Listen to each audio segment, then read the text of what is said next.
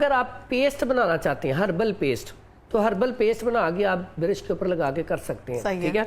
उसमें क्या करना है, एलोवेरा जेल लें ताज़ी, अक्सर घरों में लगी थी, इसमें से वो आप जेल निकाल लें, ठीक है। इसको साफ कर लिया, 50 ग्राम ले लें, 50 ग्राम ही ये ग्लिसरीन ले लें, ठीक है। तीसरे नंबर पे ये इतना ही लेमन इसके अंदर निचोड़ लें, एक ही लेमन नहीं जितना वो वजन होगा 50 उतना के तकरीबन वजन इसका हो। अब निचोड़ लिया, ये थोड़ी देर केमिकल रिएक्शन होगा, वो झाग निकलेगी, उसके बाद आपकी डब्बी एक तैयार होगी, आपके महीना खत्म नहीं होती। सिर्फ ये 3 चीजें, 3 चीजें बस। उसके बाद थोड़ा सा फिर हमने ग्राइंड करना है किसी चीज में, जरूरत ही नहीं है, सारा कुछ मिक्स हो गया, खत्म। ये नमक पिसा हुआ, आम सादा बारीक नमक पिसा हुआ ये डाल लें, ठीक है।